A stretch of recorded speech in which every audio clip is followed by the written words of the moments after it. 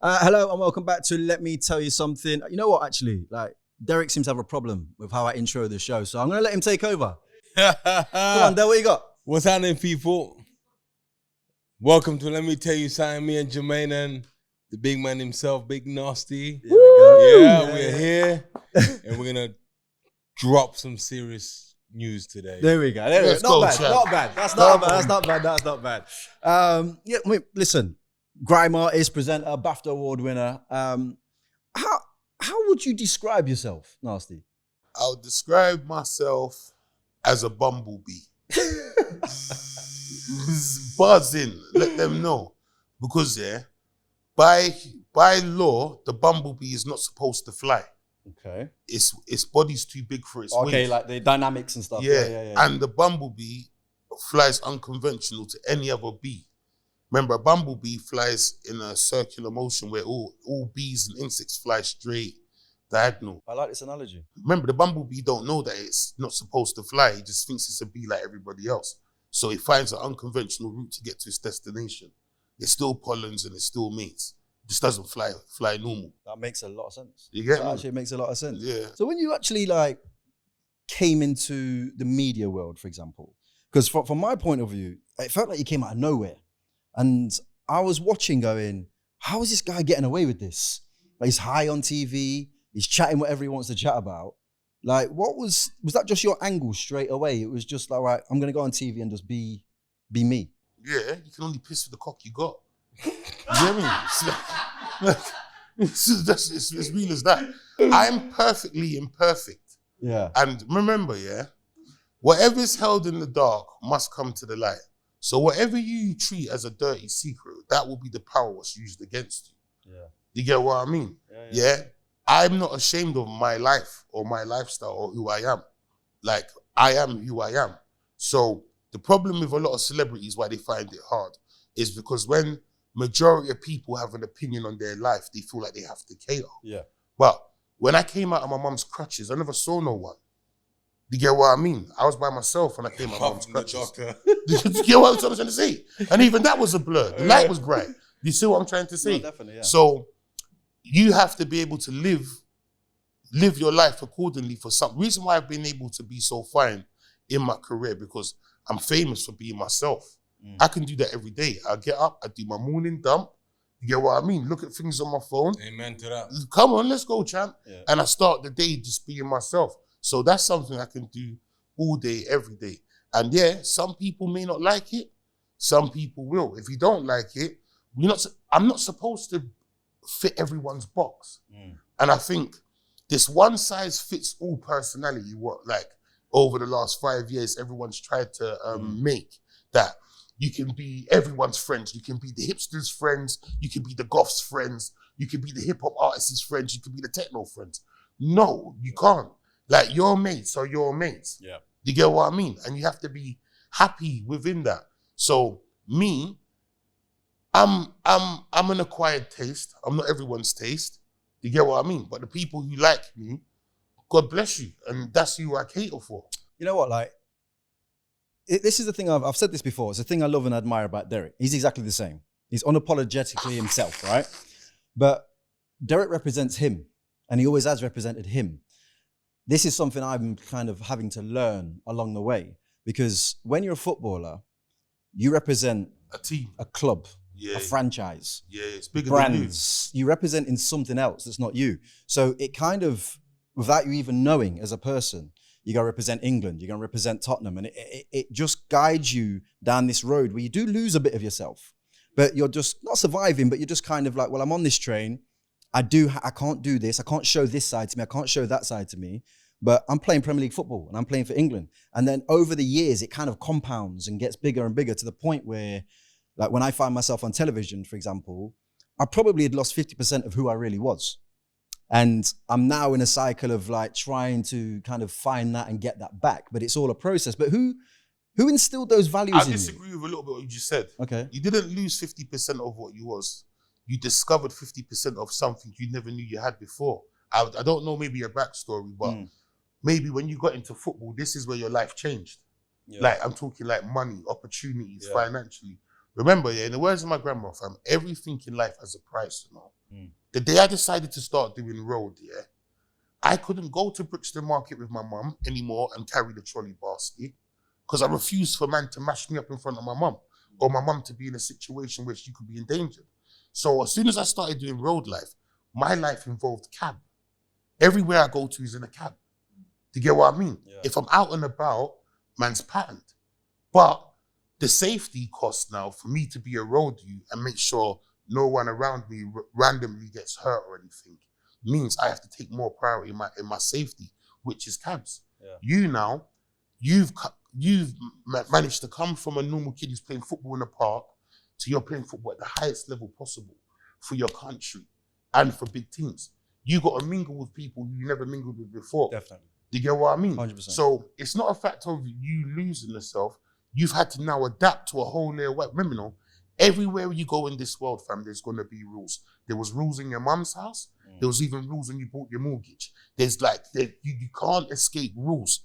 Do you get what I mean? Yeah. And we just learn to adjust in them. It's like, remember, you know, I came from a youth who thought I was going to be dead in a dustbin at 24 to man's 39 with 2 kids. Remember, you know, I ain't got no sick relationship with my dad and that. I grew up with my mum. Yeah, me too. So me trying to be a father to 2 kids, something I haven't had. Yeah, Do you get what I mean? Yeah, no. Like, you like your life, yeah, it's just evolution. And you, yeah, it's not like when that happened to you, there was a person with a blueprint before you to say, hey, Dwayne, this is what you need to do.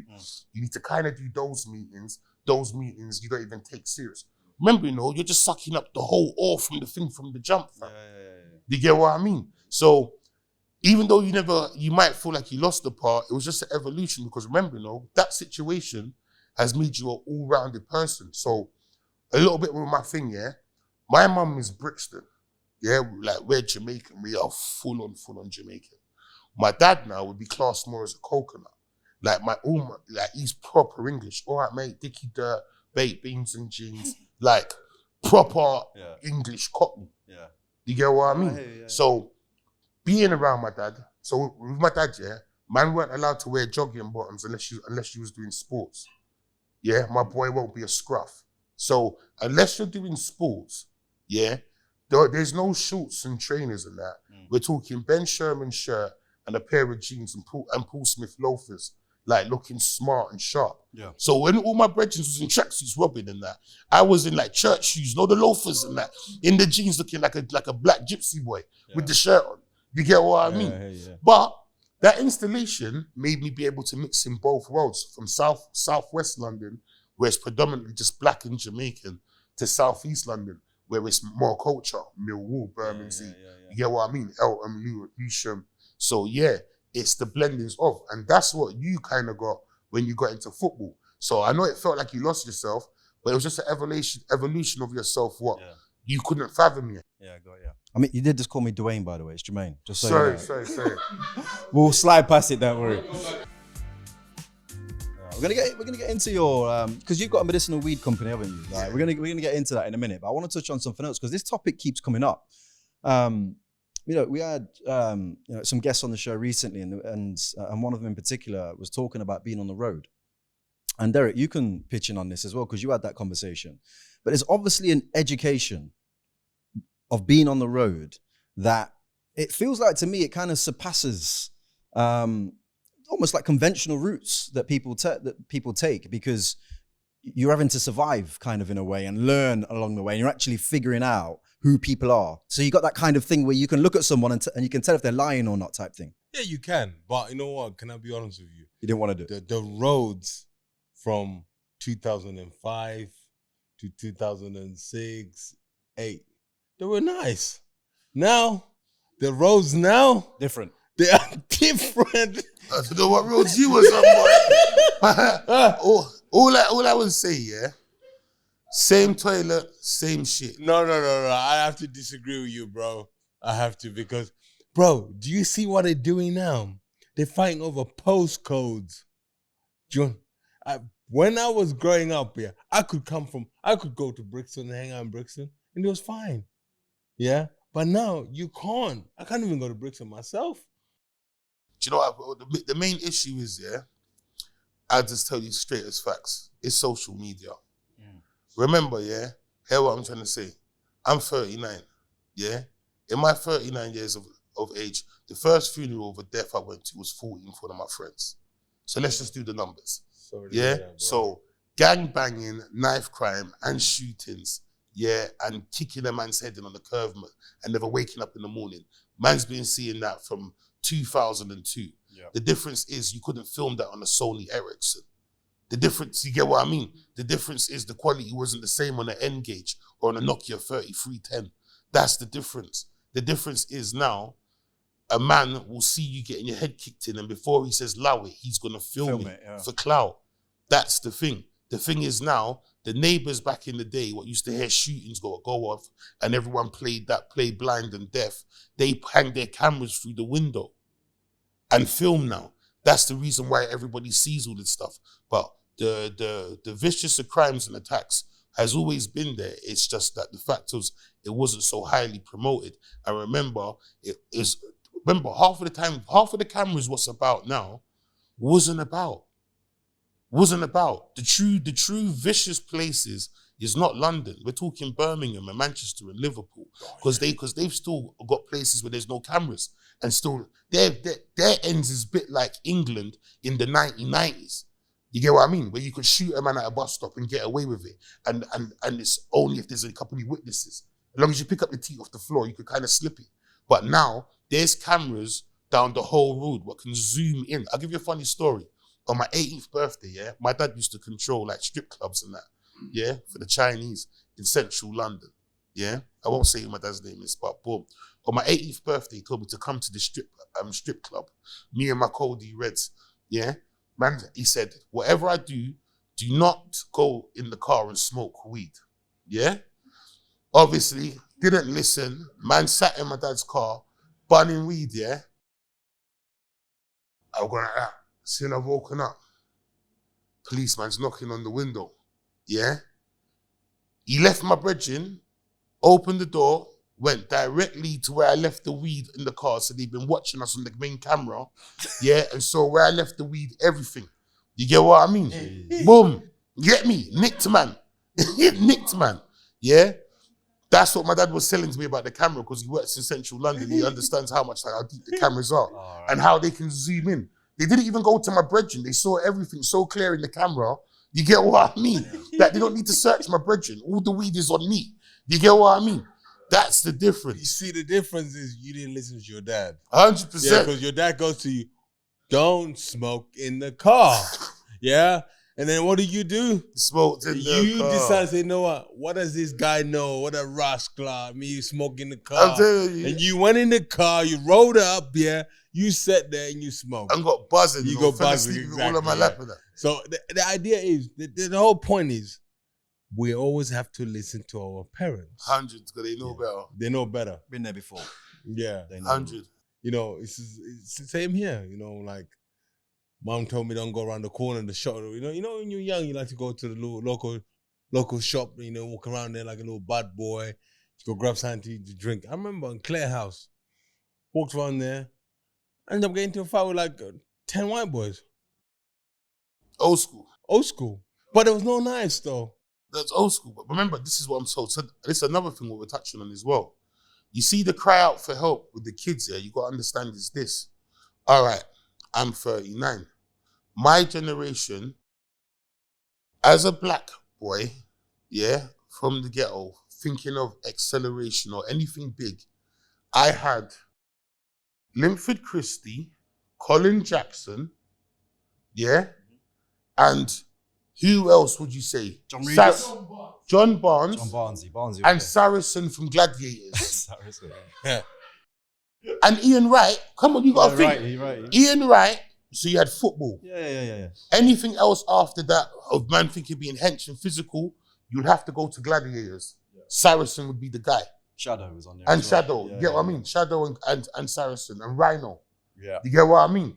Yeah. Representing a person who looks like me who's on TV. Mm. Then you got Lenny Henry. Lennox Lewis. Yeah, and Lennox Lewis. Mike Tyson. Yeah. So as a young kid in the hood, I knew if I couldn't box or play football, or do athletics what is there for me. Yeah. You get what I mean? No, I hear you, yeah. This era now, though, like, you could be content creator. There's so many opportunities of getting to the bag. The problem is with the music world, the American lifestyle of drill, as them seeing themselves as being able to get themselves out of the hood, is thriving this catalyst. You get what I mean? Because remember, who know better, do better. Yeah. But remember, if you look at the paradox of time, every artist was heavily affiliated into the streets, seems to get a musical career. So if you was a caveman reading the hip-hop Torah, wouldn't you think to follow the steps of having a little beef, maybe getting a stab in the arm and the leg so you can say you've got some street cred and that you're about the life, then you take your little stab wound and your little TikTok and beef and stuff to a label, which a label then says, oof, I can make some good money off this, and they would give you an advance. So it's a big problem why this situation happened, because remember, these kids are doing it for two reasons. Survival, yeah, and a way of getting out of the hood. And here's the next thing, though, what people don't talk about, the elephant in the room.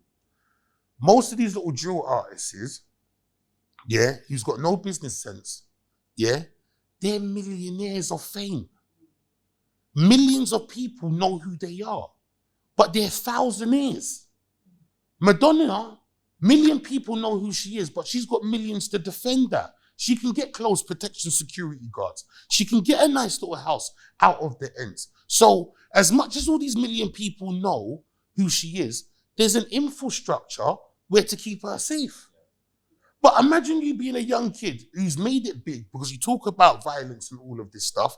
Millions of people know who you are. You borrowed your cousin's car. Do you get what I mean? It looks so sick. None of these million people know that you're still on benefits and you're in your house with your mum. Now you're a target. So how do you combat £1 million worth of fame with $5 grand worth of cash? This is what I started doing real, yeah? There's a training shop in Brixton called Frank Johnson's, yeah? Big up everybody knows about Frank Johnson's, yeah? Them times they're Air Max 90s, yeah, with the trainers. Oh, yeah. Yeah?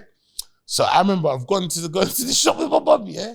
And I've tried to do the speech. I've tried to tell them about the fabrics in the shoe. That, see, like the stitching and that, it's better than nicks and that, the suit. Do you remember Super Save? Yeah. Where you just pick out your shoes out of the box? Yeah. You get me? Out of the little white things. So I'm saying to her, Mum, see these 95s, yeah? They're the truth. Like the stitching, everything, it makes your feet feel better. I'm trying to go for the whole thing. Yeah. This time my mum's standing in the shop, yeah? And it's busy Saturday. And also this ram, yeah? So she's got to stop his shit. How much is this trainers? Yeah? See what I said, £110? Yeah, the 110s, man. Yeah. They were, yeah. This is what my mum did. And this is what I knew I was going to hit the streets. Yeah. My mum, yeah? She's got her stockings on her head as well. Yeah? And she's got her 90 on and that, yeah? My mum just looked around and she just lifted up her skirt. She said, wherever you see 110. How about that? Yeah? I see everyone in the shop go, woo. There was all random guys waiting to buy it for me. Yeah? Saying, fam, it's all peak. Yeah?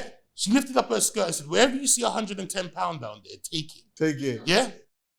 My mum, I remember when they came out, with the 110s, they were the, you know who was wearing them? Mega Man, yeah? Remember when Mega Man done the video, so solid? Yeah. He was wearing the white ones, and they released the blue ones and red, and I wanted them badly.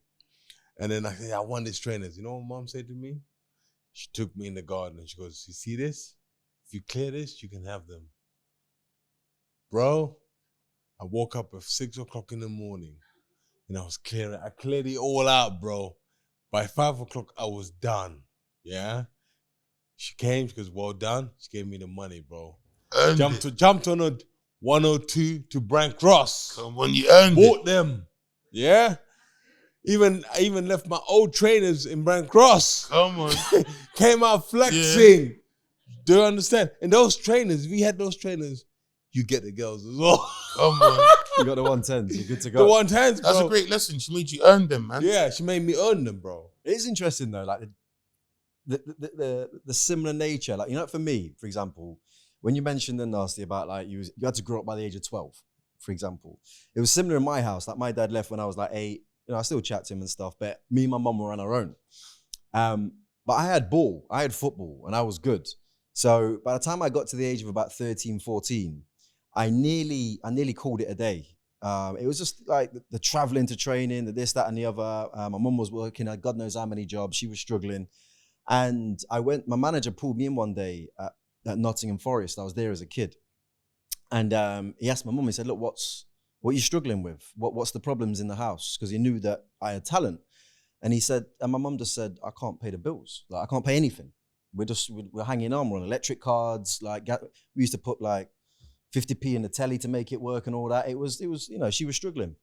And then all of a sudden, I noticed, like, as the weeks went on, like, mum, like, maybe dropped one of her jobs, was going to university, like, things were okay. And I remember, like, saying, what's happening here? What's going on? And the club were basically paying, like, the mortgage and all the bills on my house. Give God thanks and So praise. I knew from the age of, like, 14, if this don't work, we're done. That was the pressure, do you know what I mean? But I had that angle.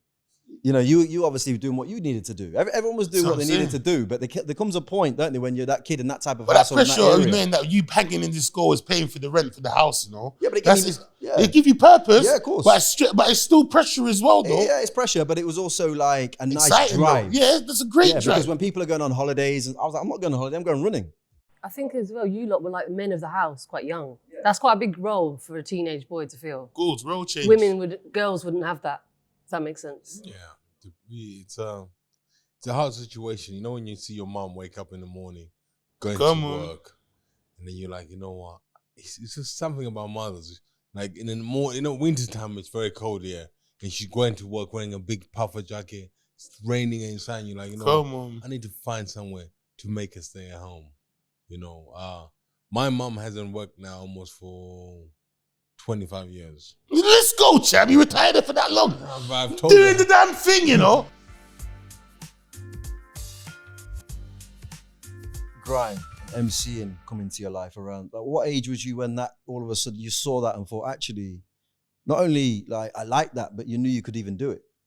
Do you know, yeah, it's mad. So, Shah's been with me from what 14?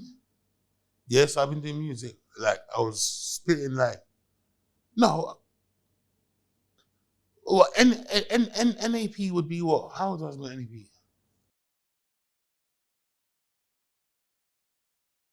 So you've been together since looking after him?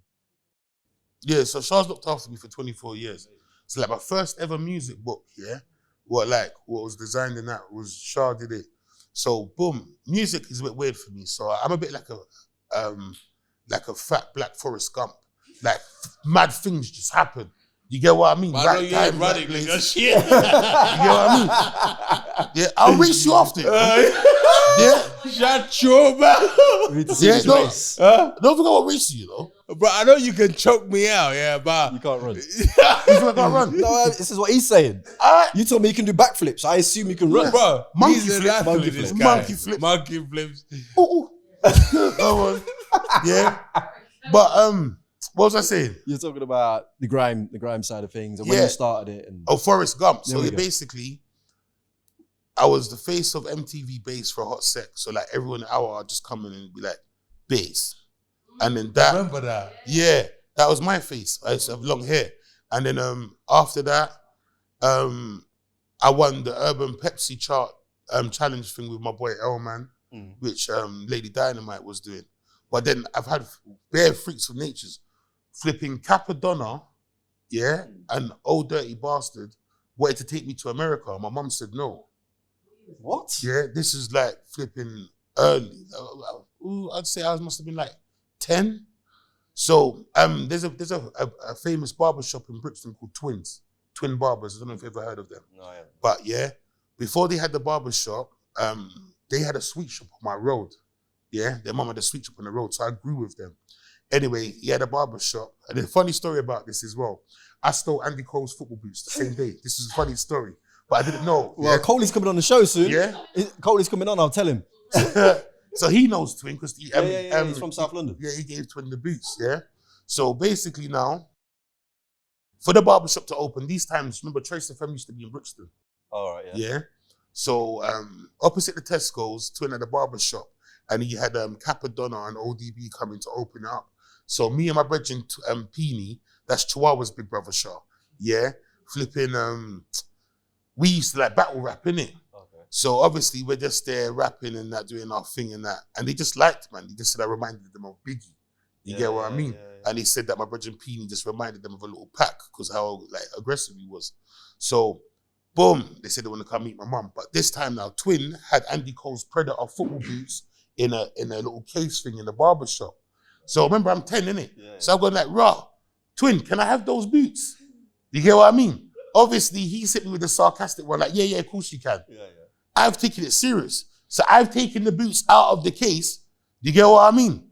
And took the boots home. Man, this time I'm beating out these boots in Ferndale Sports Centre. Later down the night, later down that night, Twin came to the house. Yeah? We're flipping Capadonna and that, yeah? And ODB. And my mum just saw all the gold teeth and said, what do you want to do with my pitney? No way.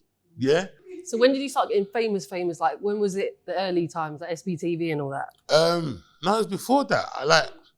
As I'm saying, like, I was a household name in Brixton. So basically, my mixtapes, big up DJ Suicide NAP, like, we used to do these mixtapes. So my first ever record deal was with Raw Materials. I don't know if you've ever heard of Raw Materials. It's a charity organization that helps with music. They gave me 10,000 blank CDs. You get what I mean? And flipping my boy Sui did a 40-minute mix, and we just gave out these CDs everywhere. No case, just written on the top of it and just gave it out.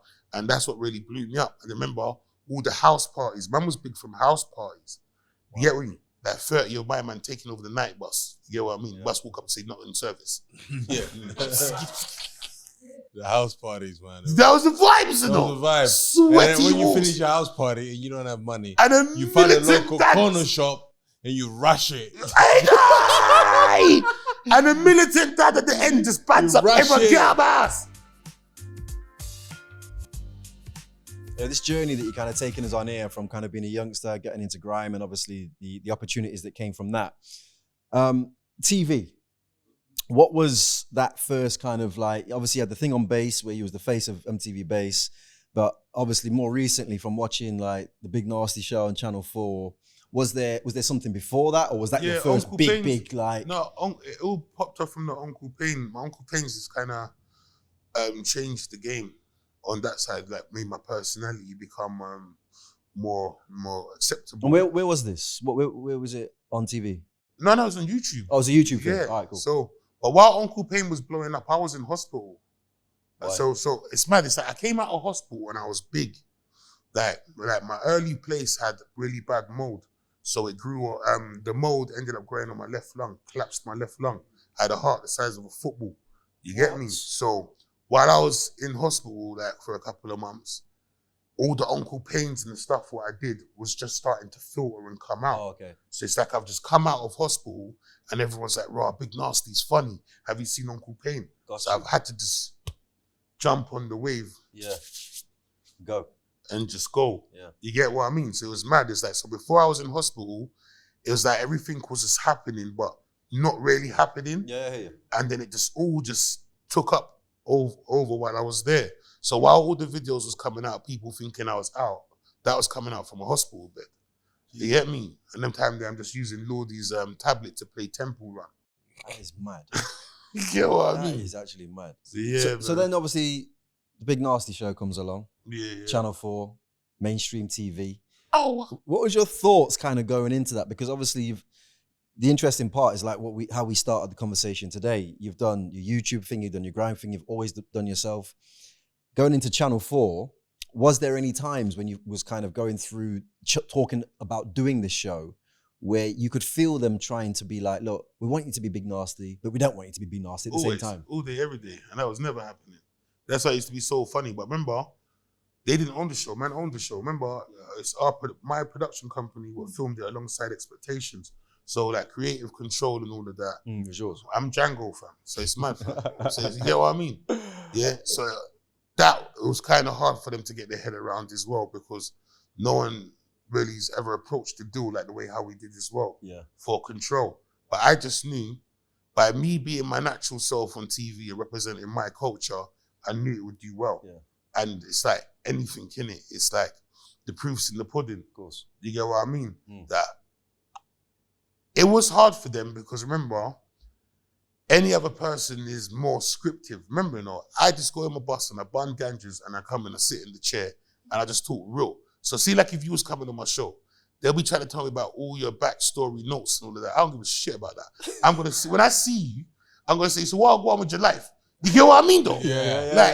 Yeah, bro. Like, that was kind of the things that was edgy. Because I can't plan to be funny.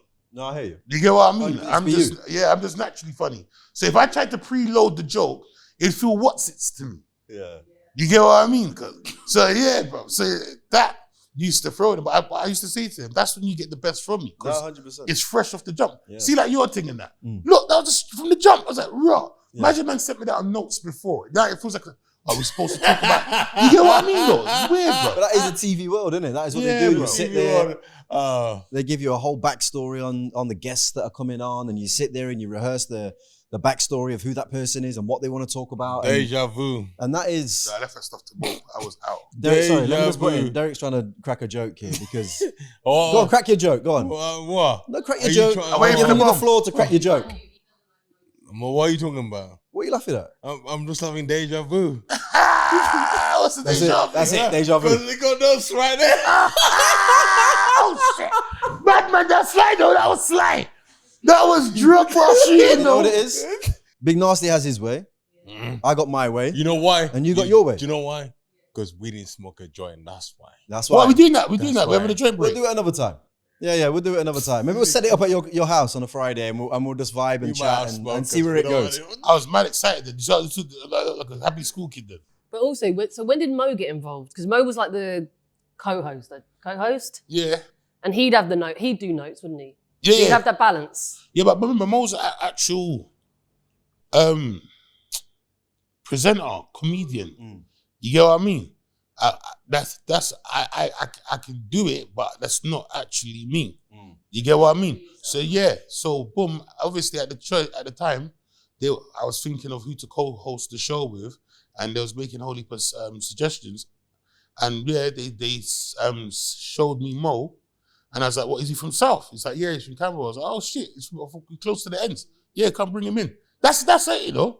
And just like that, I didn't even know him from beforehand. So if he was from North London, you would have taken him. Nah, not really. Don't think so. Because you did do it on your own initially, no? You Yeah. did it on your own first. No. Mo was my From co-host. day one, Mo was there. Yeah. And how was that then? Like, what? It was good. Yeah. Yeah, I chose him. I didn't even know him when I chose him. But then we met and it was good. It was just good energy. Yeah. See me, fam. I'm an energy man, fam. Yeah, of course. You can't pay me enough to be in a room with people I don't like. Yeah. I can't keep it together. No, I got you. You get what I mean, fam? So yeah. So what about some of the guests? Because I used to see some of the guests come on in. I think, I don't know what's going to happen Bro, here. Stephen Fry is a Ross Clark G. Yeah? Stephen Fry is the man. I tell people all the time, he is the man. The man that was doing half a gram of sniff in Parliament, you know, in the toilets like a bad man. And he's a sick man. And he went, Joe. Yeah. And his IQ's immense. But he's so down to earth. He is so down to earth. The next person you shocked me, man, you know I made Dennis Rodman cry, innit? Did you? Yeah, I made him cry, bro. I was asking him some real questions, and next minute he just started crying, and I'm looking at Mo like, bro, what do we do? Because Dennis Rodman's crying. That's right, isn't it? Hey, yeah, bro. And you know Madonna broke his penis. He jumped off something like this on the boat and snapped his penis. Who? Dennis Rodman. He was going out with Madonna. Yeah. Because Madonna was wanted to jump in and then imagine this on the boat. Like this, he jumped off that trying to land on it and snapped it. Powerful games them and they was playing, fam. Jesus Christ. Powerful game. What kind of freakiness is that though? It's when you've just done too much. But it's exciting though. You've done too much of what else is there to do. Let's jump Now, off the half side. of me's on it, but it's exciting. No, but you're on the edge. You know, like with a safety mat, just over the nuts or something. There's speaking of us. Yeah, I don't know. There's leverage, That's though. worried. No, you see upwards. It's raw. The wrong slight on the bend, bruv, is peak. though. You know what? The But guests, it's on the edge. That's on the edge. That is. that's fully on the edge. Fully. Cool. The guests must have loved it though. Because they Yeah. go on to so many shows where it's like, right, you've got 5 minutes, you can sell your book in that between that 1 and 2 minutes, but then, you know, someone's going to ask you some questions. Whereas they come on your show and you're just like, well, go on. I remember my show, the BBC's been taken over by my people. So it's like all the camera staff, rare. Like, they look like us. Yeah. You get what I mean? Man's hired bare of my friends and family. That's good. You get what I mean? Yeah. Like, some of the story writers are just fresh from jail. Yeah, amazing. Yeah, so it was Is like, your show still going? no, we finished it. But I might do it again soon in America. Why did it stop? Why did it stop? Because, well, it's the longest series show. Yeah. And I think Channel 4's kind of, Slowing YouTube down. killed the TV star. Yeah. YouTube killed the TV Yeah, star. but not, This is not, true. This not is before very you got BAFTA. Yeah, man, got a BAFTA. Got a Oh, you BAFTA got for it. Come on. Congratulations. Come on, my Jenna. Is it real gold? Is it real gold? Have you melted it and... No. Why are you going to melt a BAFTA? Why not?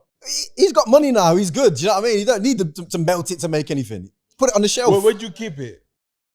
But I was smoking with it for a little while, you know. I was smoking some fat rockets through it, you know. Not like the little whole thing in that. Yeah. I was just using it like a zip, you know.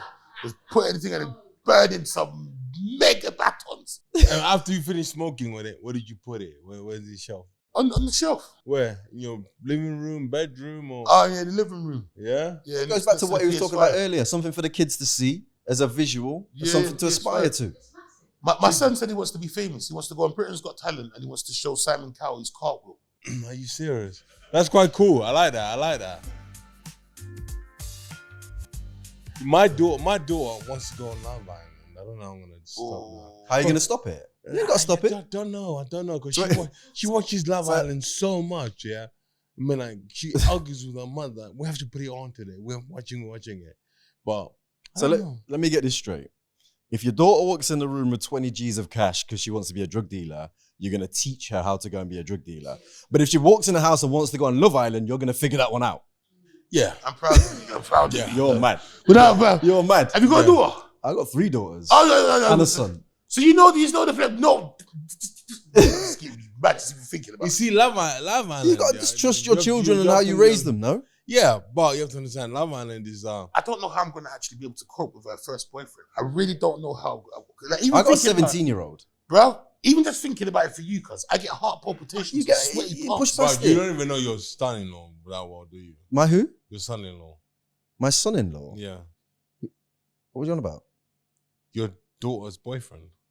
They're not married, bro. But it don't matter. You're still your No, son-in-law. but my niece, son, even if you show my heart.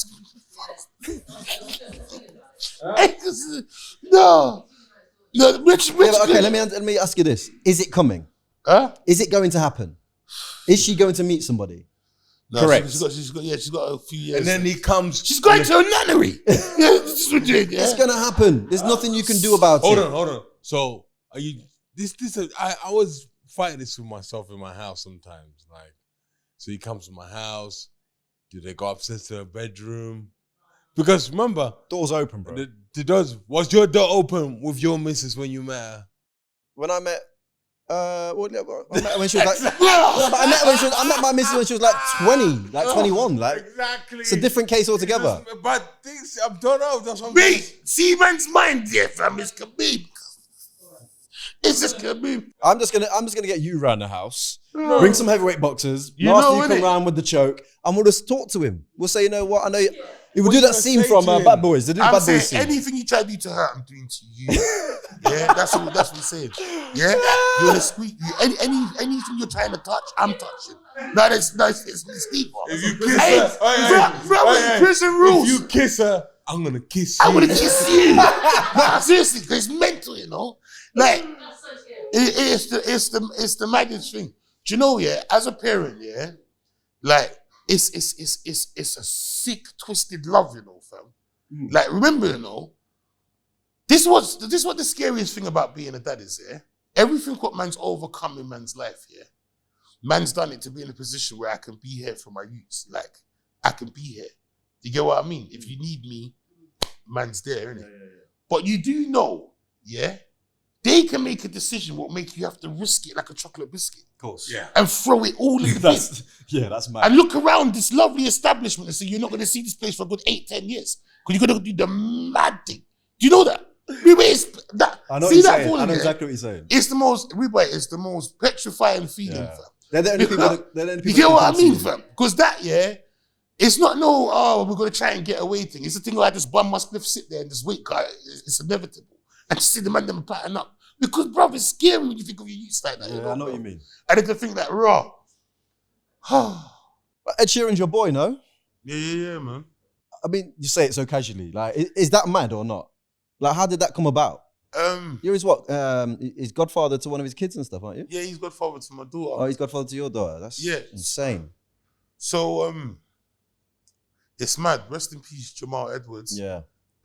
Ed Sheeran used to listen to my mixtape, Drugs and Chicken. Yeah, he was a big fan of my music. Got you. And then he asked Jamal to introduce us. We met at Soho House over 10 years ago. And I went nuts because man tried me all to the top floor. No, the one. So why can't you fucking link man on the bottom floor and have a juice on the bottom floor? Was the lift broken? No, it's just stairs. But it's high, fam. It was bare stairs, fam. It was a nice view. But I was like, fuck, you know, bro. It's too high. Well, we could just done this on the ground floor, fam. You get me? That was the first thing. And then after that, we became really close friends. Invited me to his house. Our friendship just took him from there. Became godfather to my daughter. And it's mad, I have more of a personal relationship than a celebrity relationship with him. Precisely. Do you get what I mean? You So it's said just normal. something there which Jamal Edwards, bro. Yeah, that's my boy. I mean, like, you know, there's a clip came out, like, on Instagram, I was looking for it, and it was like people who done so amazing for the music industry, you know, from Yeah, the man. Americans and into Great Britain and stuff like that.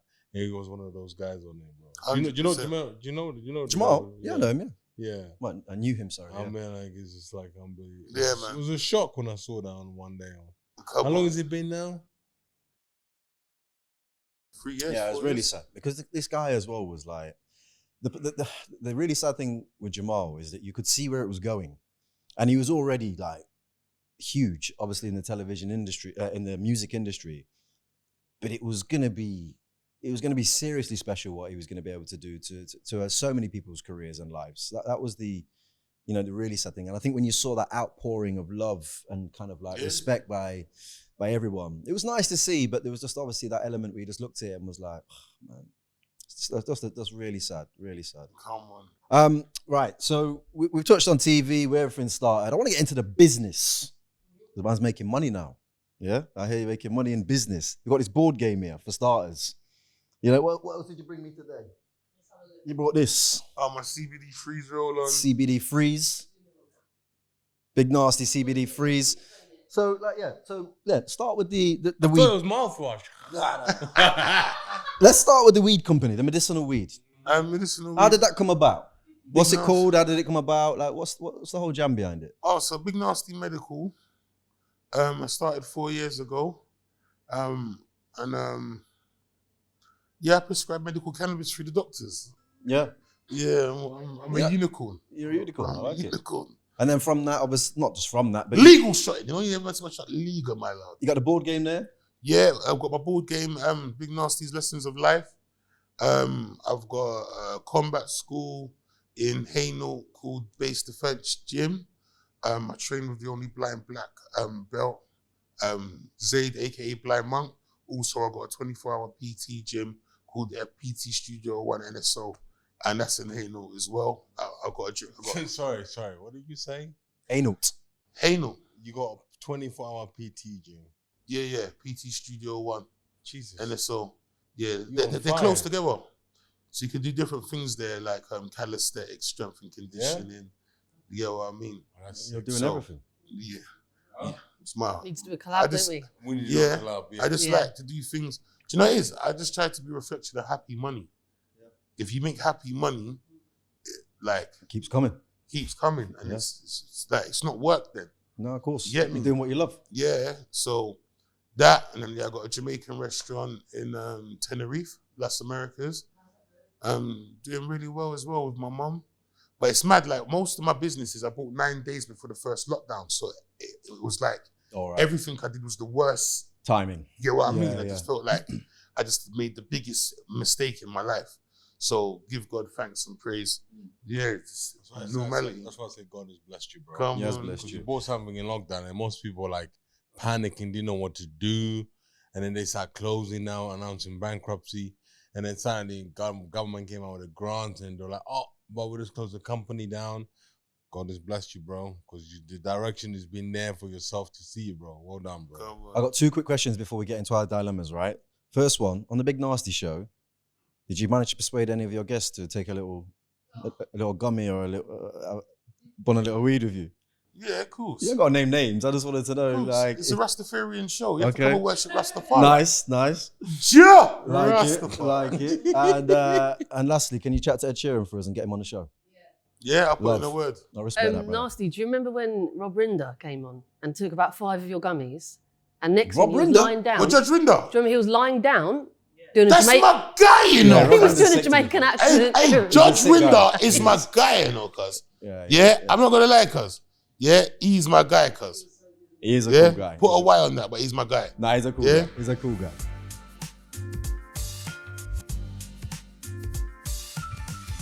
So this is the part of the show where I'm going to ask you about your biggest wins you've had in life, the biggest losses, the lessons you've learned, and then the legacy that Big Narstie wants to leave behind. Yeah. So we'll start with the wins. My children. Amazing. The biggest win. Yeah. I mean, it's an answer that we do hear, and it's one of those ones that when you hear it every single time, you just think, why wouldn't it be your biggest win in life? 100%. Come on. So what's your biggest loss that you feel like you've had? It could be a person, it could be something that happened in your life, it could be anything. Biggest loss, I'll definitely say my friend Tubby at the moment. You know, Tubby, he died not too long ago. It's maybe like 3 months now. It was really close. Sorry about that, bro. Yeah, man. Come on. Sorry, man. So the lessons that Big Narstie has learned along the way. The lessons what I've learned on the way is that people will be people. Yeah? Yeah. People will be people. And for everyone to be happy, someone has to be unhappy. Someone has to what? Be unhappy. For everybody to be happy, somebody has to be unhappy. You're like me. You So, ain't unhappy. well, Well, you can't please everyone. you can't please everyone. Yeah, So yeah, you gotta yeah. think, for everything you do to keep your mum happy, children happy, missus happy, cousins happy, work happy, something has to give. Yeah. You get what I mean? No, I do get it. Something has I to get give. it. But you gotta treat happiness like birthdays. Everyone deserves to have it. Appreciate that, man. You And get what I mean? I do exactly. I know exactly what you mean. And what about the legacy that Big Narstie wants to leave behind? Well, I'm on the path right now. A person like me to say that I sell medical cannabis through the doctors legally, yeah, flipping now, may God be praised. You get what I mean? That's just that. And secondly, obviously the Big Narstie show to let people know that like we can make TV and music and do it at a high level. Remember, the Big Narstie show was independently done through my production company alongside with Expectations. So that wasn't no corporate company just coming in and taking it over and telling me to stand here and do that. Yeah, yeah. You get what I mean? It's something what man's actually built. And the legacy of letting people know that you can live in your own skin is cool. It's cool to be funny.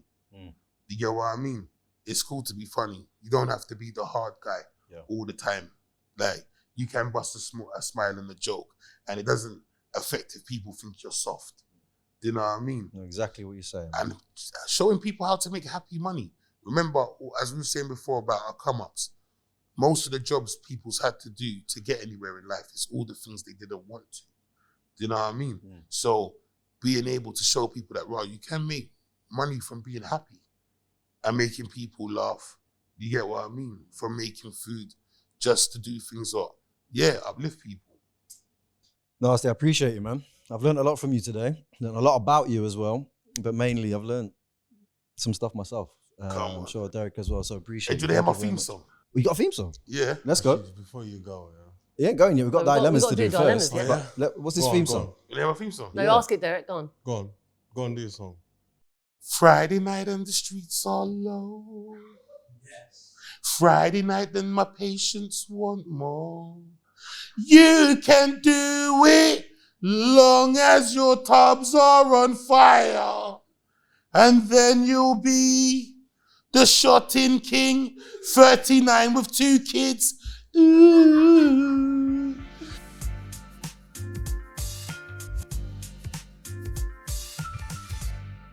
So I've recently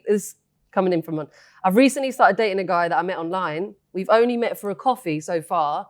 How long should I make him wait before we have sex?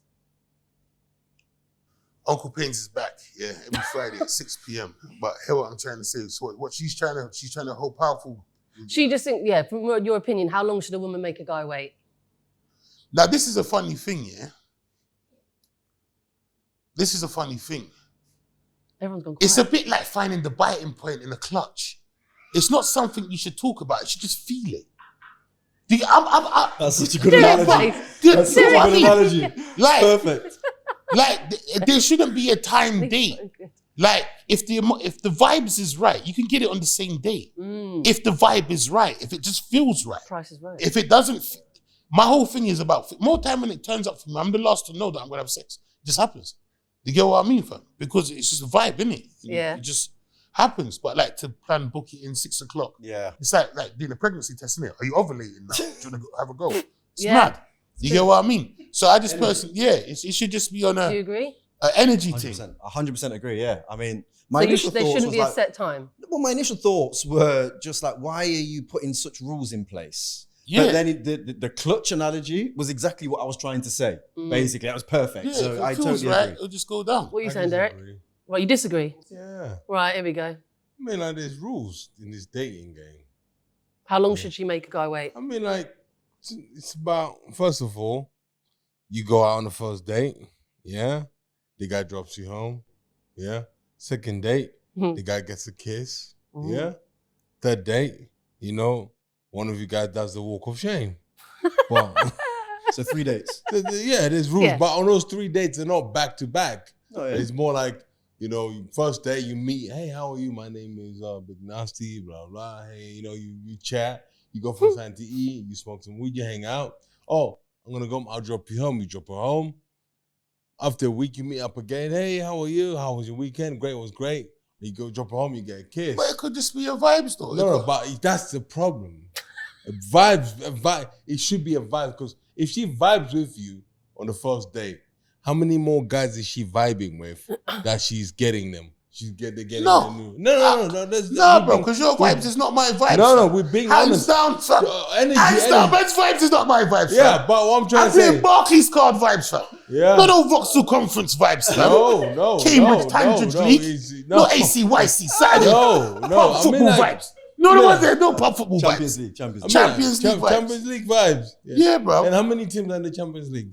No, but Yeah, how many teams are in the Champions but League? my thing is this, The yeah. analogies are mad. You can't. Me saying to a person, raw, because of what everybody else thinks. This is what you got to understand with women as well, yeah.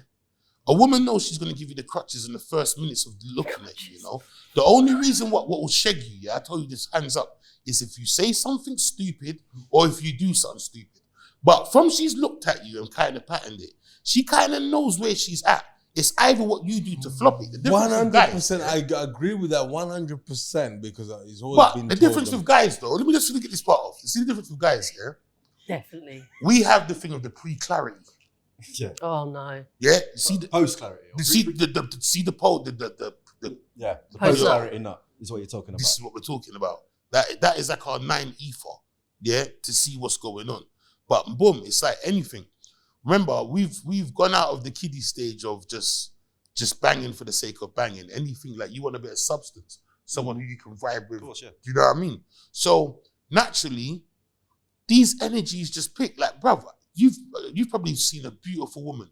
You've gone on a date with her and she does the maddest laugh. No.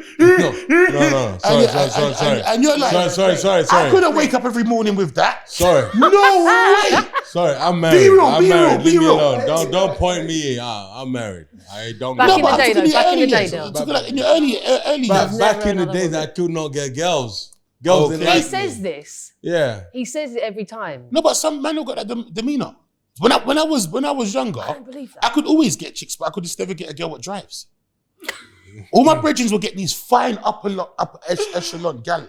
You get what I mean? Getting driven everywhere. Yeah, You like, should have yeah, asked for the fam. driving license on the first But text. me, I weren't gonna get the girl that drives. I'm gonna get the freak. Derek's old No, school. Derek's old school. You get what I mean? I'm old He's school, old bro. school. I'm old school Yeah. because I I think believe yeah.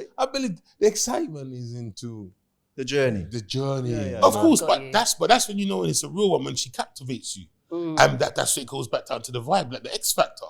When you want to spend You want time to be with like her. you. Just want most men want men to be like dogs and women to be like dogs. You see each other, you sniff each other, and you see, you know. And she Nah, goes man. out. What I would like to know though Yeah. is, you know, Love like, is not instant. Love comes over time. Yeah, but like from like the other way around. Like, say for example, you met a woman and you was really getting on, and she did give it to you. Would you judge her for giving it to you the first day? Would I judge her? Even though you like really getting on and you can see actually I'm getting on with this girl and I see like the next day and I see the next day, but on day one she's more forthcoming, gives it to you. Would you then instantly be like, that's not the one for me? That's a good question. I wouldn't Well be. done on No. that question. That's a good question. It all comes down into your mind. It's all vibes. Bro, when you look at a girl, as I said, you got the Yeah. pre-clarity, Shaving and your then most importantly, while we're sitting around the dinner table and we're talking and we're having our depth vibe, because you're not just going to be able to say a couple words to her and pipe. It doesn't work like that. You're going to have to build chemistry and build vibes. Yeah, of course. Hence what I'm saying about if the vibe is right, you know that the vibe is right. Like the biting point on the clutch is like, you're about to wheel spin. You get what I'm trying to say, fam? Like, it's the clutch is, you're not even on clutch, it's acceleration now. So my thing is, in this period of time and that, while you're looking in her face and like touching the levels, you're already thinking in your head, raw, would I wake up in the morning and look at this girl's face? That's the first thing. Does her voice irritate me? Bro, I know you've been on a date with a girl with the maddest laugh or just does the weirdest thing. And you're like, this girl is so sexy, but that would do my nut. That, you know what I mean? There's something what it would do and you'd be like, we're not compatible to live with that. The only way this could work is if we lived in two different yards. Like, we linked up, did what we're doing, and we had space, but 24 hours around you with that, you would do my nut. So straight away, we're in the fun zone now. We're gonna have fun. But settling down and putting a ring on it, I don't see it happening. So this is where my mind is at. But then you've been on, and you're like, raw, everything she says she's lit. She smells so good. Raw, I wonder what Well, she you would. have to understand that everybody comes with defaults. No, there's no such thing as a perfect No, person. there's of course. no time thing as Course. perfect person. Yeah, like myself, I'm not perfect. Understand? Yeah, but Likewise. she deals with that situation in her own way. You know, she's not perfect. No, but of course. I know for a fact. But there's my things wife you can can't take cook. and you can't live with. Yeah, Your wife can't cook. cannot cook. Wow. You serious? I'm serious, but she knows how to order. All right, let's do the next one. But that's light works though. But it's like Don't put this out, please. You'll be single. Not You'll be cooking's not in single. the same lane Yeah, as yeah, like yeah. a Wow. man or whatever. I get what you're saying. She might have a personality That's that not you going to put can't you work off. with. You can train someone to cook. You can't stop Yeah. someone from laughing like a crazy person. All right. Or just doing weird things. What you just What you eat? my eek. Ick. So see the most beautifulest woman. But you see if you've got a can of beer in your hand and a cigarette, Whoa. you cannot see the penis. Really? I can't do it. Yeah, you see, What? I'm If a from girl drinks Nottingham. beer, That's different. Like, you feel like it's manly. it's just too brutish. Put it in a cup. Yeah. But just banging a can of That's beer it, that's and a cigarette, Really? yeah, I respect it. I like it. instant Donald Jones. Do It's you like happening. that? Don't Mind it at all. Yeah, bro, it's Do happening. you like a can of beer? Effect. Hey Jermaine, how was your day? It wouldn't bother me. That's Huh? two things that wouldn't bother me. See? Yeah. If a girl wants to drink her can out of a beer and she's enjoying herself, it won't bother me. Nah. Okay. I agree with my brother. That's not here, sexy. bro. It's not for me. It's Right. not Well, sexy. This is all And it just put me personal. off. Like, yeah, it's all personal. But this is what I'm trying to say. I got you. So from the dinner date from there, I know I'm not piping. I know for a fact I'm not piping. And I know for a fact I'm just going to have a nice conversation around the dinner table with this girl. Yeah. And we're going to become friends. Yeah, we're going to Because separate straight ways. away, I know we're not compatible in that Hey, way. that's I hear perfect. that. All right, Next let's one. do another one. It's from a guy. I'm 35 and I've only ever had one girlfriend in my early 20s. Every time I match with a girl online, she ends up ghosting me before we meet. It's a bit embarrassing for me now. What advice can you give me to chat up a girl in real life? Say hello. I just came to say hello. Yeah? Like, it's simple. Let's go simple. But this is the problem with the dating world now. Remember, we live in a world now, yeah, where everyone can avoid rejection. Yeah. What you need to do is eat a Snickers Duo, because you need double nuts. Yeah? One Snickers is not enough. You need a Snickers Duo. And you can top it up with Snickers ice cream as well. So you're ram full of nuts. Yeah? And take some hard shoulders in life. Like the best thing is what, like, I saw the doof of Justice. When I was on my bike here, I think I must have been like, maybe Tottenham Court Road. And I don't know if she was Persian or something, yeah? But yo, see this girl's bumper, yeah? It was mad, yeah? It looked like a slow moving vehicle. All it just needed was an amber light, just to know this is a vehicle of justice, yeah? I just lifted up my helmet and it's, yo, doof, that is banging. And she just smiled at me. But conversation, like in the real world, not try and find out what her Instagram is, and be a little perv and send DMs. No, walk up in the real life. She could have told me to go away. Yeah. I still would have been chuffed. I hear that. Do you understand what I'm saying? Yeah. Get in the game. So how would Derek, if you really, like, say you were single, really nice girl in the bar, how would you go up and approach her? The problem is the online dating. Okay, but say in real life, have you got a chat up line? Yeah. What would you say? I know what you would say. Well, go on, tell me. You'd probably say, hello, how are you, darling? How's your day been? No, that's weak. You got an actual line. Wait, come on, Derek. Come on. Go on then, let's hit us with this bar. Yes. Yeah, let's do it, come on. I will say, who's doing the walk of shame between me and you? That's easy. That's not bad. And then guess what? From then, she will laugh. The moment she laughs, then you start your conversation. Because end of the day, chat line is not about coming serious, it's about bringing a joke in, yeah? When a woman laughs at your joke, then everything else is just like, let's go grab a drink. Fucking funny great. gets funny. Yeah. You like that? You like that? Hold on. Yeah. You like that? Yeah. Right. That was Okay, cold. what's yours, Jermaine? I don't do lines, man. That's not my vibe. What's would your you chat be- line? How do yeah. you I open just it? said to you, I don't do chat lines. What I was going to say was basically, Because the I'm dating- light-skinned, I don't do chat lines. Damn, man. No, You know, I'm not going to say you that. know Jermaine's chat line, I'll be honest with Here we you. You go. just walked in the room. Go on, Joe. Jermaine's chat line is, I see him in Dubai. Yeah, Okay. topless or walking around. My outfit be on. One of his shorts is rolled up here. He was And flexing. he's like tensing his stomach, his six pack popping, and he's walking around. If you got it, He's a hater. And He's he's a hater. walking on this. Yeah. I'm like, this fool. He's a hater. Yeah. What I think is, my like education as a kid, like a youngster coming, there was no social media, so I agree with like the Yeah. dating thing. You were kind of like forced into a situation For sure. as a young man where you'd all get around as friends and all that, and you'd be like, "Oh, go talk to that girl, talk to that girl," and the one that you didn't talk to would haunt you like that night, and you'd think, "I'm not doing that again." Next night would come along, and you'd find the courage to go and speak to that person. Yeah. Your lines were dead; they were terrible, but it Yeah. was like a training ground to be able to have conversations with women, and then you just figure it out along the way. For And sure. men, I don't think today have that same training ground, No, 'cause it's they all got unfortunately. no online. hard skin. They got no hard skin. Man, Yeah. that's soft. What's no? Toilet No, paper. it's just no, innit? No, they ain't. She- No. She might say no. So, bro, I see man stand in the rave, yeah, and man are doing this to gal Yeah. in the same rave, doing some DM fuckery. Are you mad, fam? That's mad to me. Why don't you just go up to say, what are you saying? What are you doing later? You want to go for a drink or something? Yeah. Like, Honestly, I man can are tell you. just scared to hear the word no. I can tell you, girls appreciate guys coming up to it. It takes courage, doesn't it? It takes courage. People like it. Unless she's an absolute Serious? bitch. Yeah. Well, there's the answer. Okay, next one. This is a bit left, but would you rather never have sex again or never smoke weed again? I'm not even answering that. That's not even a serious conversation.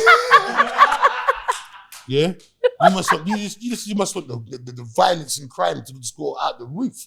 Keir Starmer's gonna have to You bring know in the what military. what I would say? That question felt really personal. Sexual frustration and It was, bro, that felt like it was actually aimed at one online. person. It bro, was. I I'm a didn't write it. cranky hombre after 2 weeks of not getting no quality time. More or less, Yeah. talk about a lifetime. That ban. wasn't a question for me and Derek. Space It's hop, an easy space- answer. Space hopper It's an nuts, easy you know? answer for me and you, so it weren't aimed at us two. No, No, I don't want to stop smoking weed. Of course. Yeah. Yeah. But this guy, Like it's a bigger question. Of course, I don't do none of that. Okay, there's one last one then. This is a bit weird. It's come in from, I'm not going to read the guy's name out. He said this is bad. I've been sleeping with my partner's friend for quite a few years. She's married. Double dip it. Damn. Recently, her and her husband joined our family holiday and she gave me the look after a few wines and we went off to the summer house. But I caught her husband looking through the window. He's never said anything and it's never been brought up. Is he in on it? Definitely. Oh, yeah. I mean, that's just a mad scenario. Yeah. Her husband's P. Diddy. A true alpha. He's gone. He's actually gone.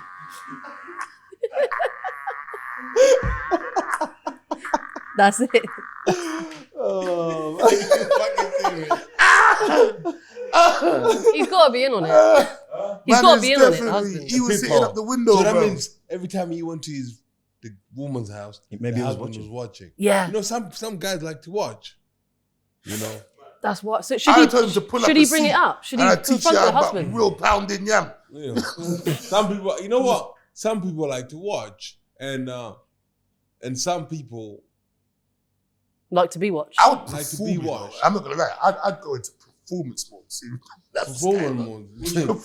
Would you say something to him? Huh? Would you say something to something him? to the husband? I'll say, do you want to join in?